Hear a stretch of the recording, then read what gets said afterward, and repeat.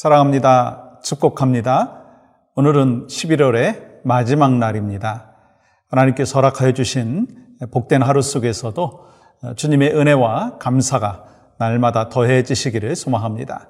먼저 찬양 올려드리겠는데 찬송가 523장 어두운 죄악길에서 함께 찬양하겠습니다.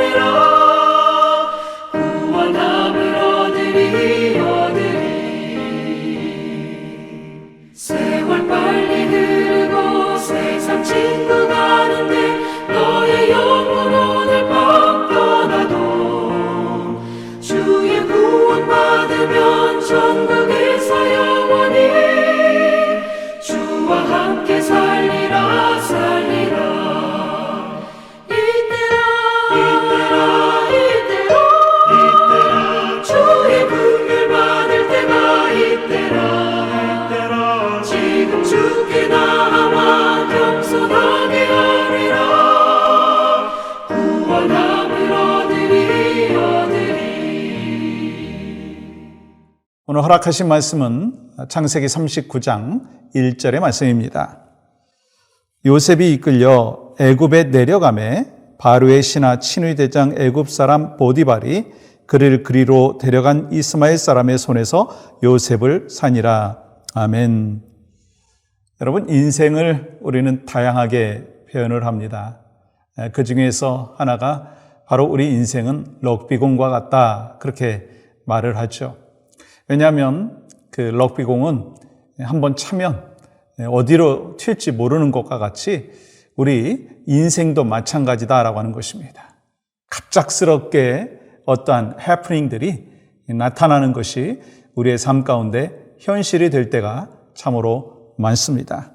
여러분, 요셉의 인생을 보면 바로 우리의 인생과 참 비슷하다, 그렇게 생각을 할 수가 있습니다.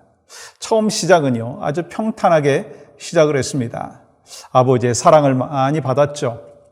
그래서 이 세월의 흐름에 따라서 이제 결혼하고 또 가정을 일구고 자식 낳고 그렇게 평탄하게 살았으면 하는 것이 요셉의 소망 중에 하나였을 것입니다. 근데 삶의 현실은 그렇지 않았다라고 하는 거예요.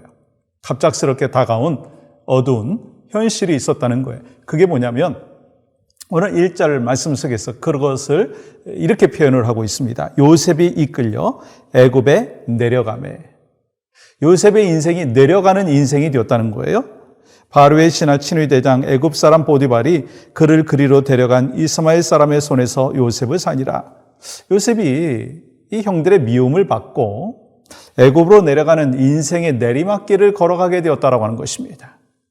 그래서 요셉의 인생의 모습을 보면 바로 지금 이 시간이 인생의 내리막길의 시작이다, 그렇게 이야기할 수가 있을 것입니다. 말씀드린 대로 소망은 오르막길이었습니다. 근데 현실은 내리막길이라는 거예요. 인생을 살다 보면 여러분과 저의 삶 가운데서도 이러한 내려가는 인생이 종종 찾아오게 되는 것이 현실입니다. 그렇다면 이러한 내리막길의 그 현실 상황 속에서 우리가 어떻게 해야 되느냐라고 하는 것입니다. 아니, 뜻하지 않은 갑작스럽게 다가오는 내리막길의 그 인생의 여정은 언제 생기느냐라고 하는 것입니다. 여러분, 가만히 보십시오. 이 요셉에게 있어서 인생의 내리막길은요, 형들이 이 요셉을 시기함으로부터 시작되었다는 거예요.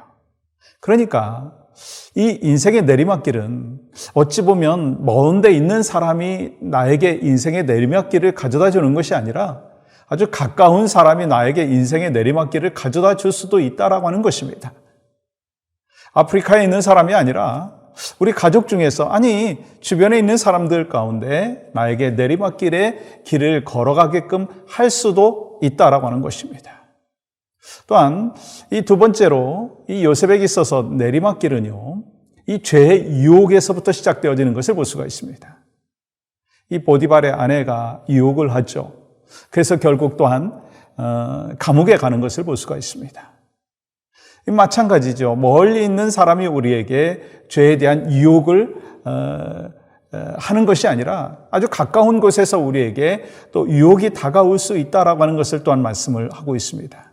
그러니까 우리의 인생 속에서 이 내리막길은 멀리 있는 것이 아니라 가까운 데서부터 원인이 될 수 있다라고 하는 것입니다. 또 한 가지는요, 요셉이 이제 감옥에 갇힌 신세가 되었지 않습니까? 열심히 나름대로 다시 살아갈 기회를 얻었습니다. 이 왕의 고관의 그 꿈을 해석해 줌으로 인해서 감옥에서 나갈 기회가 있었습니다. 근데 이 스마튼 관원장이 이 감옥에서 나간 뒤에 그냥 깜깜무소식이에요. 요셉을 잊어버린 거예요. 여러분, 이것이 또한 요셉에게 있어서 내리막길이었다라고 하는 것을 우리가 알 수가 있습니다. 혹시 여러분 가운데 이 요셉이 경험하고 있는 이 내리막길, 여러 가지 상황들은 다를 수가 있습니다. 찾아오는 현실은 다를 수 있습니다. 그런데 이 건강이라고 하는 내리막길, 또 환경이라고 하는 내리막길, 경제적인 부분에 대해서 또 내리막길, 이 관계에서 내리막길을 걸어가고 있는 분들이 있다면 그러면 어떻게 해야 되느냐는 거예요. 요셉이 어떻게 했느냐는 거예요. 내리막길에서 이 사람을 의존했습니까? 하나님을 의존했습니까?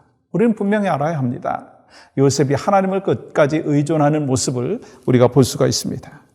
그렇기 때문에 여러분과 저에게 있어서 우리 인생의 내리막길을 걸어가는 가운데 하나님을 의존하고 하나님 앞에 나아갔을 때 하나님은요, 우리의 생각을 바꿔주시고 우리의 생각 속에서 역사하시는 것을 볼 수가 있습니다.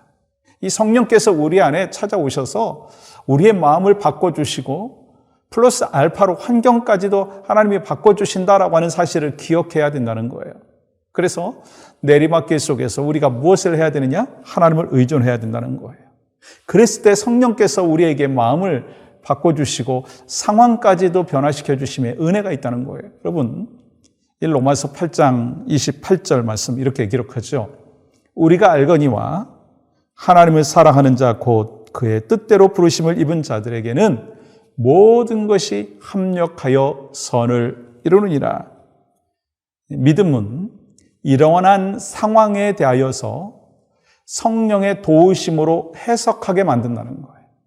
그러니까 우리가 믿음이라고 하지만 내가 갖고 있는 이 믿음이 나를 바꾸시는 것이 아니라 성령께서 나를 바꿔주신다라고 하는 것입니다.